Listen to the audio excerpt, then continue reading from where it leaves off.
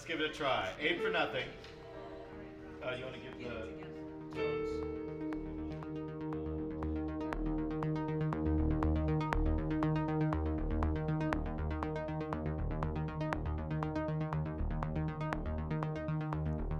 4 years, will you still see me? In 4 years, not a single word. The show is about Hilma, who was working around the turn of the last century. And she is one of the first abstract artists.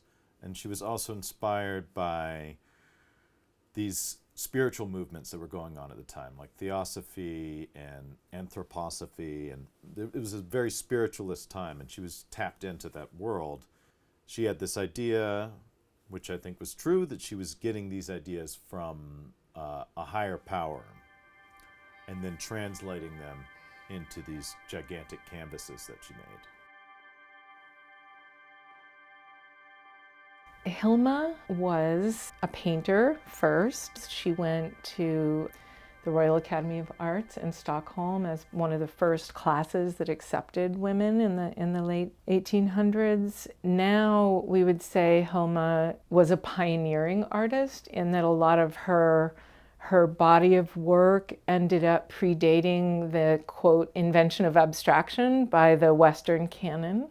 Her ideas from what she considered to be non-physical, energetic sources. She ended up creating a body of work that was never included in the art historical canon for all the reasons, being a woman, being outside of the mainstream somewhat, but she is, in the last, especially decade, been rediscovered and is sort of requiring art historians to rewrite the narrative a little bit.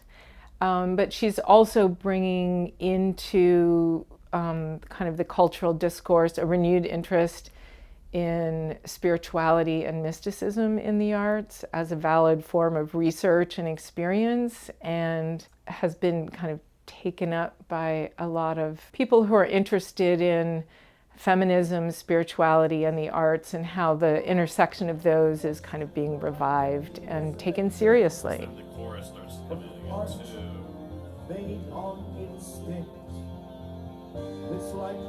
and then we can let the Lawrence tick break out of it.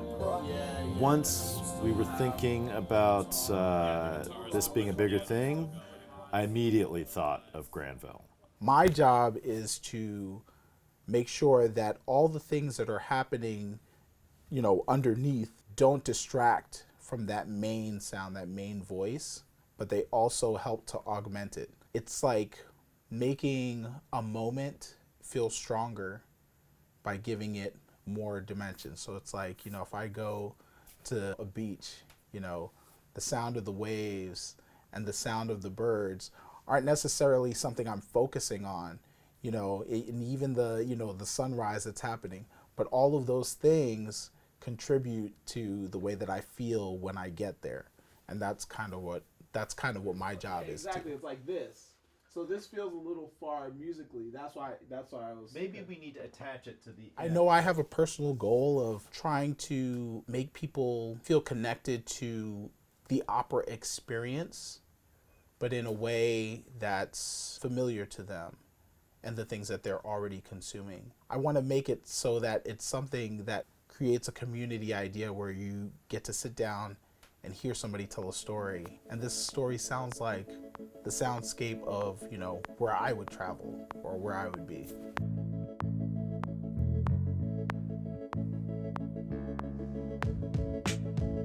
The language is more from pop music, folk music, gospel. It's more familiar, popular forms. Although there is touches of my idea of classical or more musical theater, but all of those forms are kind of mixed in. If you come in with no knowledge of opera, I think you could watch this and find the music to be something that you are somewhat familiar with, because it's using these popular forms and this kind of popular language.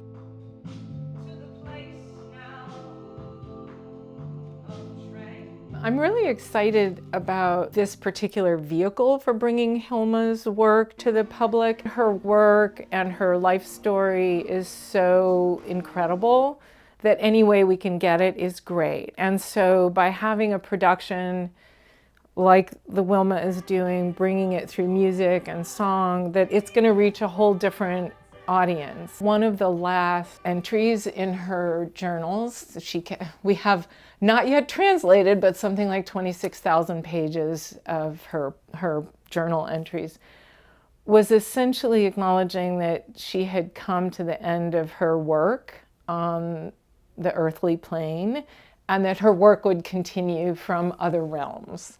And so I kind of like to think like maybe this production is part of that. I love that.